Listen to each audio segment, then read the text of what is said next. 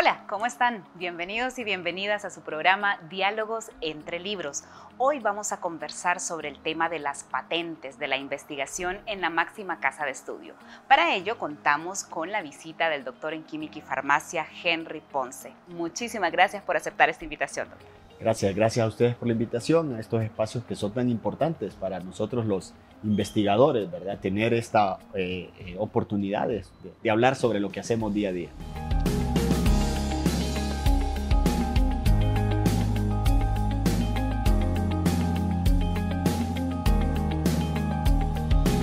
Coméntenos un poco, Henry, ¿cómo empieza usted en este mundo? ¿Dónde nace? Bueno, yo nací en Tegucigalpa, aunque mi familia es de Olancho, entonces los olanchanos somos mucho de tener ese lazo ahí territoriales de que estamos unidos. Entonces mi familia es olanchana, aunque yo sí nací aquí en Tegucigalpa. Y bueno, estudié en el Instituto Evangélico Pensotti y luego en el Instituto Evangélico Virginia SAP.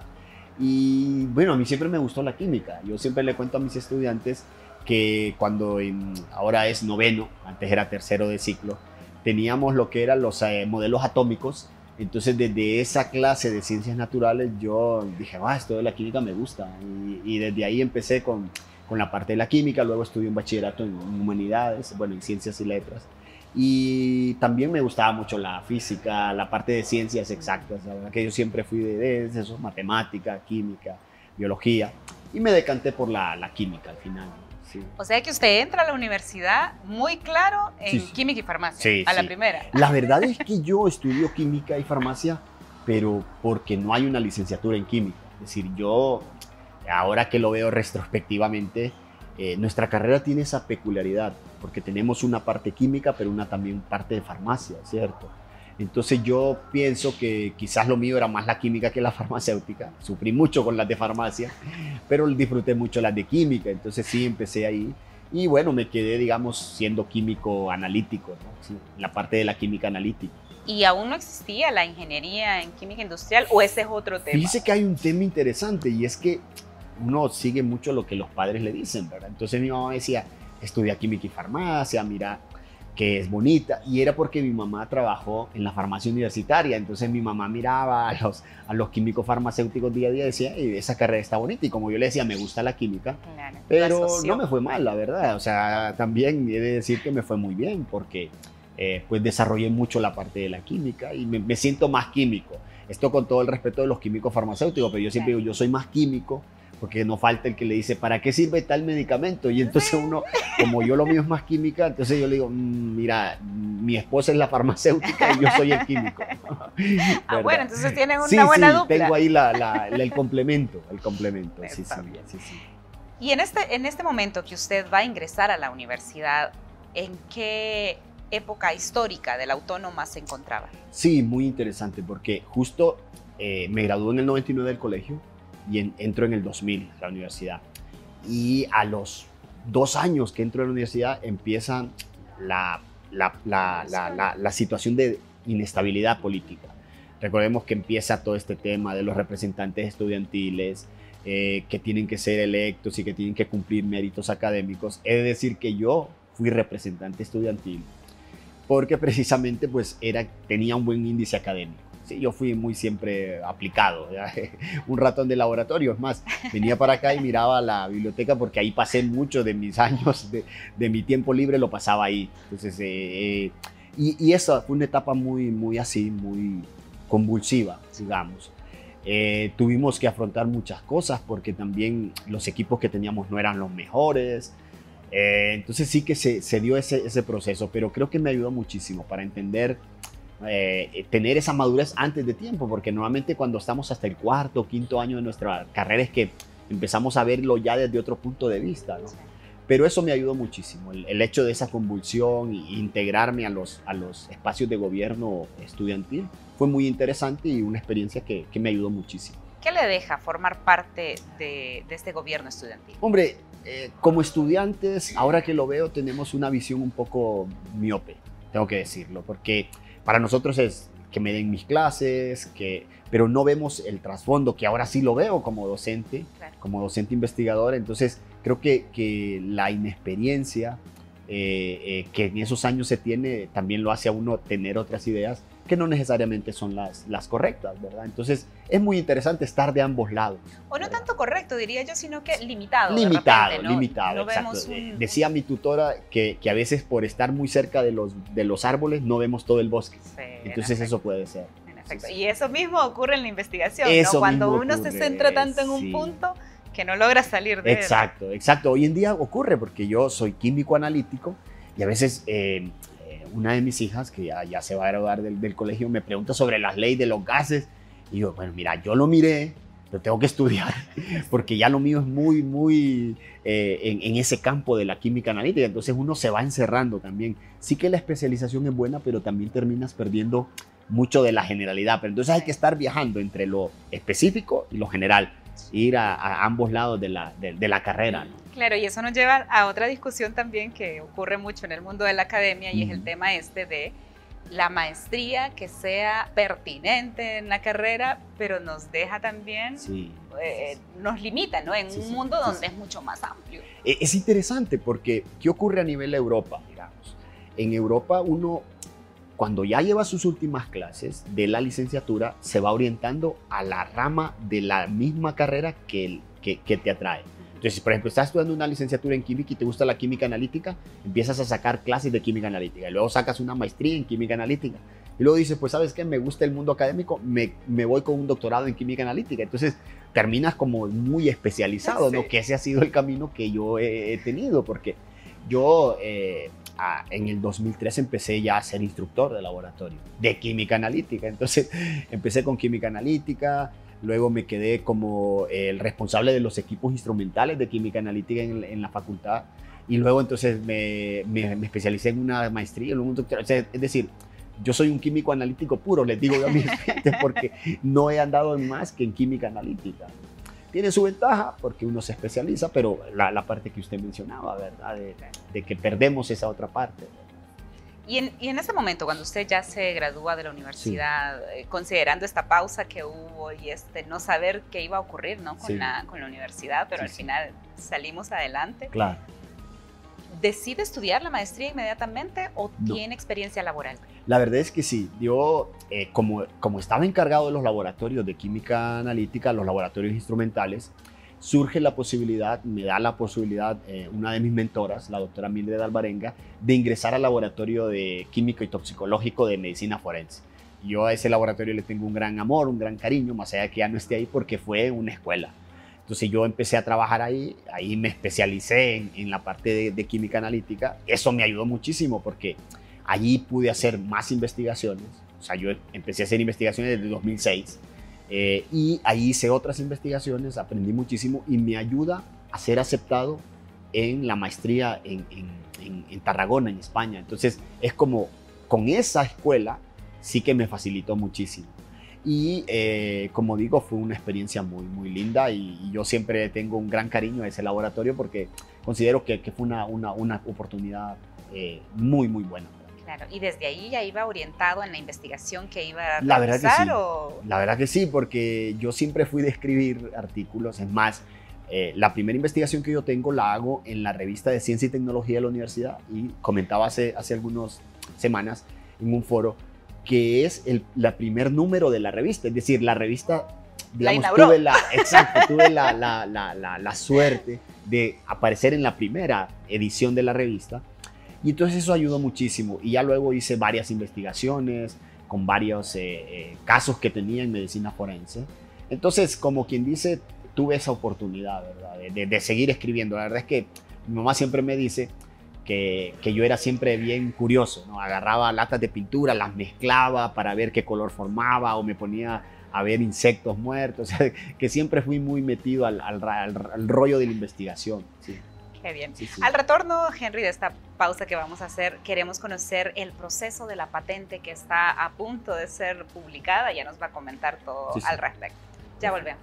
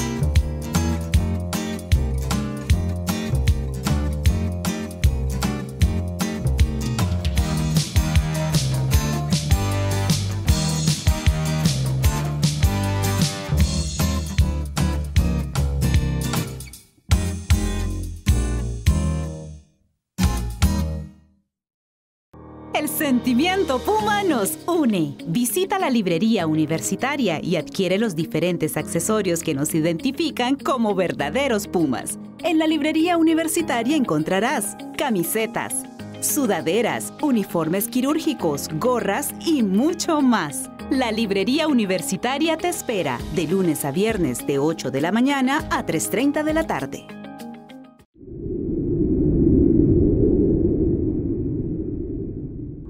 Continuamos en su programa Diálogos entre Libros, hoy hablando sobre la investigación, sobre las patentes y conociendo un poco más a nuestro entrevistado, el doctor Henry Ponce.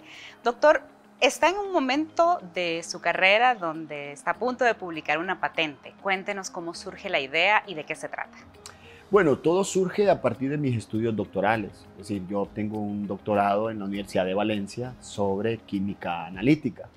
Uno de los principales tópicos hoy en día de la química analítica es precisamente lo que son las técnicas de microextracción bajo enfoque de la química analítica verde. Entonces, en esa experiencia, desarrollando un poco algunas de esas metodologías, pues a partir que todas estas patentes surgen de algo que ya está, pero que podemos innovar y podemos desarrollar para mejorar, entonces surge lo que es la idea de generar un microdispositivo que logre extraer drogas en matrices biológicas, en orina, en sangre, pero con este enfoque, ¿no? No vamos a necesitar solventes, vamos a hacerlo de la manera más rápida, con mayor cantidad de muestras. Y entonces nos damos a la tarea, con otra investigadora y un grupo de estudiantes, de precisamente desarrollar este dispositivo, ¿no? Lógicamente esto conllevó muchas horas de laboratorio, ¿verdad? Muchos ensayos, para establecer cuál era el mejor formato de este microdispositivo. Y bueno, eso fue antes de la pandemia, es decir, yo estaba terminando mis estudios doctorales y empezamos a hacer pruebas, y en eso se viene la pandemia. Ya teníamos el dispositivo, pero claro, con pandemia todo se stand-by, se detuvo, y cuando empezamos a retomar, pues oye, extendimos la patente, empezamos a hacer la lucha, porque el problema es que en Honduras, o en la universidad, y en Honduras en general, no se tiene ese conocimiento todavía. Es decir, que esa es una de las experiencias bonitas, porque fuimos pioneros en esto. Es decir, nuestro grupo de investigación, nuestra facultad, fue pionera en esto, en desarrollar una nueva patente, y conllevó pues muchas horas de trabajo, pero con ayuda del personal de la DICIT, de la Dirección de Investigación Científica, Humanística y Tecnológica, lo pudimos hacer. Y ahora ya se fue presentada la patente. Lógicamente estos procesos son largos, y estamos a espera de que se haga todo el proceso y la patente pueda ya ser expedida, ser ya extendida a la Universidad Nacional. ¿Y eso más o menos para cuándo calculan ustedes que estaría? Ok, más o menos los tiempos son los que son, y andamos hablando yo tengo fe, confianza en que salga ya para noviembre de este año, quizás diciembre. Ya podamos decir, bueno, tenemos nuestra patente, y la siguiente etapa es comercializar. Es decir, siempre los investigadores publicamos, siempre los investigadores pues vamos a congresos, a simposios, pero yo creo que la otra parte es mucho más importante, y es la transferencia del conocimiento. Es decir, que estos conocimientos que desarrollamos en laboratorios, que desarrollamos en el día a día de la investigación, lleguen a la sociedad. Entonces es cómo este dispositivo puede llegar a los laboratorios que se dedican a hacer este tipo de análisis. Yo creo que una vez que tengamos eso va a ser muy interesante. Lo hemos platicado con mucha gente de la DICIT. La universidad debe de desarrollar lo que es una oficina de transferencia tecnológica, así se le llama, que es la encargada de decir, ok, como universidad creamos esto, ¿sabes qué? ¿A quién le puede servir? Bien sea empresa o una persona natural, ¿a quién le puede servir esto? Y lógicamente que sea rentable, ¿verdad? Para la universidad, pero es una tecnología nuestra, ¿no? Mucha gente o muy poca gente sabe, por ejemplo, que Amazon surgió en una universidad, ¿cierto? O sea, es decir, la innovación, el desarrollo es fundamental en el desarrollo de los países, ¿cierto? Y eso es lo que esperamos. ¿Sí? ¿Qué significa para usted formar parte de este proceso? Hombre, ha sido muy interesante porque la verdad es que uno mira a sus maestros y dice, yo quiero ser como mis maestros. Y yo miraba a mis maestros de mi doctorado que tenían N cantidad de patentes, y yo decía, wow, algún día si llego a tener una patente, creo que me sentiré realizado, porque cuando empezamos con esto de la investigación, siempre decíamos, bueno, investigué, publiqué en una revista nacional, luego ahora publiqué en una revista internacional, en el doctorado publiqué en una revista de primer cuartil, o sea, fue como wow, en la revista del Journal of Chromatography, que es lo mío, y dije, wow, pues ya llegué a eso, y entonces me decía, bueno, y si algún día logro hacer una patente, pues sí que va a ser como mucho. Pero claro, ahora me encuentro en el punto de, ok, Henry, ¿y qué haces? O sea, ya publicaste, ya tienes una patente que sigue a nivel de investigación. Sí. Siempre tener esa hambre, ¿no? De decir, bueno, ¿sabes qué? Pues ahora vamos con una segunda patente, que es lo que estamos trabajando. Estamos trabajando en una segunda patente y que esperemos tener el apoyo de la universidad para poderlo desarrollar y decir, pues ahora tengo dos. Y ¿por qué no decir, pues ahora puedo hacer otra cosa más, ¿no? Creo yo que eso es, no estancarnos, ¿no? Que tener todavía esa hambre. Siempre hago la broma con mis estudiantes de cuando tenga 60, quizás ya no tenga las ganas ni la fuerza. Ahora tengo las ganas y la fuerza, por lo tanto voy a aprovechar un poco a dar ese plus, ¿no?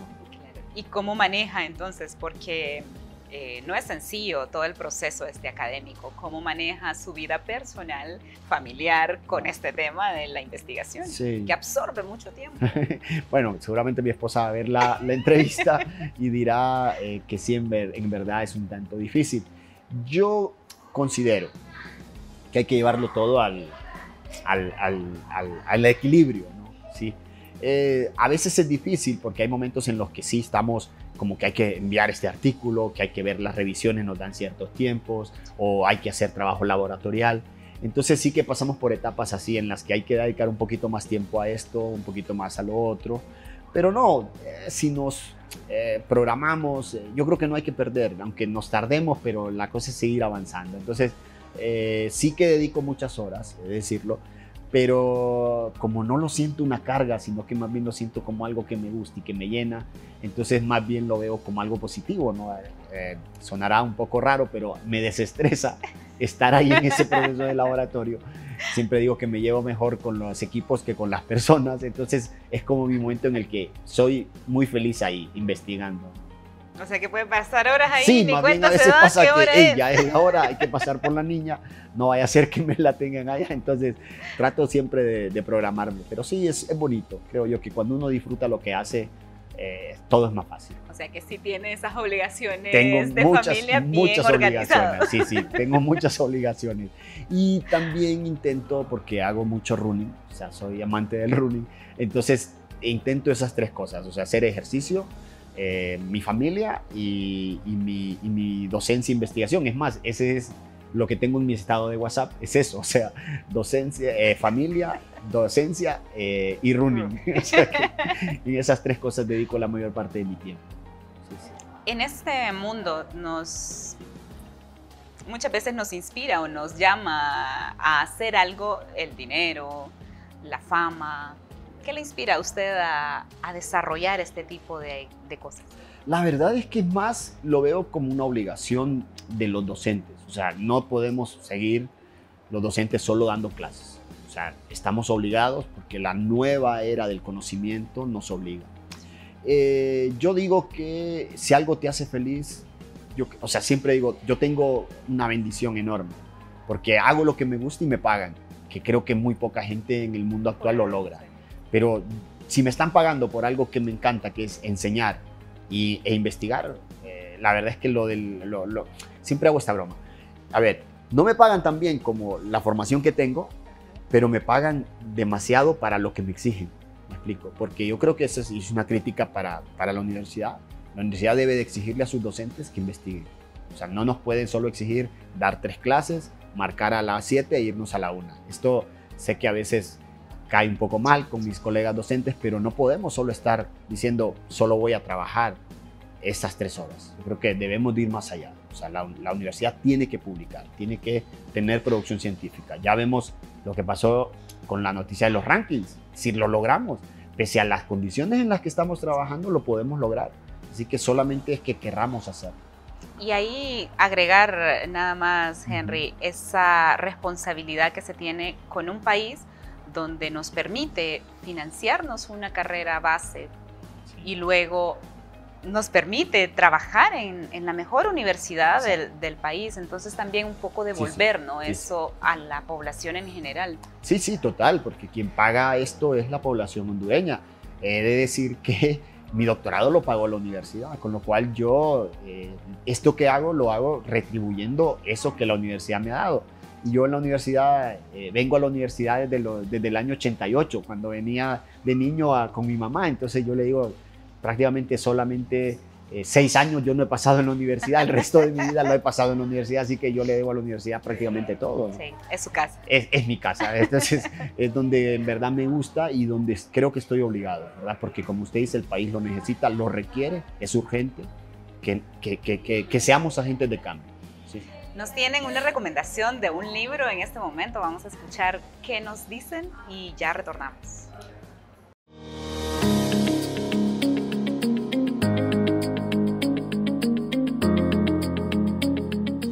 Hola, hoy traigo para ustedes 2 excelentes recomendaciones de libros a leer, ¿verdad? Que yo sé que los van a enriquecer muchísimo. Dirección y gestión de proyectos en un enfoque práctico. Es un documento que es para principiantes en este tema de proyectos, que creo que nos puede venir muy bien a todas las carreras de la Facultad de Ciencias Económicas, Administrativas y Contables, y también a todas las demás carreras y demás facultades. Y las 22 leyes inmutables del marketing, porque hoy en día necesitamos estar a la vanguardia con nuestras redes sociales, entonces hay que aprender de los expertos. Ambos libros puedes adquirirlos en nuestra librería de la Universidad Autónoma de Honduras. Ven y te esperamos. Gracias por esta recomendación, un agregado a la lista que tenemos de libros. Coméntenos, Henry, ¿qué nos puede recomendar usted en literatura? A ver, a mí he de decir que soy mucho de audiolibros, que hago running y siempre voy escuchando audiolibros. Me encanta la novela fantástica, me encanta, por ejemplo, Juego de Tronos, Harry Potter, me los he leído todos, El Señor de los Anillos, y los últimos años he ahondado mucho en los libros de superación y recomiendo uno buenísimo porque no soy estoico, pero trato de vivir bajo el estoicismo, y hay uno que se llama Invicto, de Marcos Vázquez. Es un libro muy bueno para aquellas personas que les gusta mucho esta parte de la autoayuda. A mí me ha encantado. Soy muy disciplinado y eso es uno de los principios del estoicismo, y yo se los recomiendo porque es un libro que he descubierto hace un año y medio, y para mí me ha ayudado a cambiar muchas partes de mi vida, muchas etapas. Entonces, totalmente recomendado, Invictos, de Marcos Vázquez, que habla sobre el estoicismo. ¿Conviene, Henry, estar en ese proceso de autoanálisis? La verdad que sí. Yo siempre digo que si el ser humano solo vive en el día a día, en las cosas rutinarias, es una vida vacía. En cambio, siempre pensar o tener ese momento en el que reflexionamos sobre lo que hacemos, sobre si hice algo malo o en esto me equivoqué o esto lo hice bien, ayuda muchísimo. Al menos en mi caso, como digo, ha sido muchísimo de superación. La disciplina, el tratar de vivir bien, el tratar de hacer bien las cosas. Siempre tengo un lema y es: todos los días voy a hacer algo bueno por alguien. O sea, si alguien me dice hazme este favor, yo te lo hago. Y creo yo que eso llena muchísimo, porque esas cosas retribuyen, no necesariamente en el momento o económicamente, sino más como sentirte bien contigo mismo. Así que para mí eso es importante. ¿Qué le gustaría decirle a esas generaciones que vienen a la universidad? Bueno, a ver, yo siempre le digo a mis estudiantes: ustedes son el futuro, es decir, ustedes tienen que superarme a mí. Como docente, yo no valgo si no te enseño lo que yo sé, valgo si tú me superas. Entonces, siempre que doy una charla en un congreso, digo, yo espero que alguna de las personas que estén escuchando esta charla esté en unos años de este lado y yo esté escuchando su charla. Ahí es donde en verdad voy a sentirme un buen docente, cuando me superen. Y la verdad que ha pasado, porque tengo algunos compañeros, estudiantes que se fueron y que ya tienen un doctorado también. Es decir, que ya hicieron también ese camino y empezaron a hacer investigación conmigo, con lo cual eso llena mucho a uno como docente, decir, bueno, pues mira, algo hice en la vida de esa persona para que tomara ese camino de la academia, de la ciencia. Entonces ustedes son los que nos van a superar a nosotros y nuestra tarea es formarlos de la mejor manera, ¿sí? Ahí es donde vamos a ver el progreso del país y de la universidad. Henry, muchísimas gracias por aceptar la invitación de conversar con nosotros en UTV, el canal de la Universidad Autónoma. Esperamos tenerlo de regreso cuando ya tengamos esa patente ojalá sea en pronto. acción. Ojalá sea Y muchísimas gracias. No, gracias a ustedes. Y a ustedes les invitamos a seguirnos esforzando, como dijo nuestro entrevistado de hoy, a seguir luchando para construir ese país que todas y todos nos imaginamos, una Honduras con mejores oportunidades para todos. Hasta la próxima.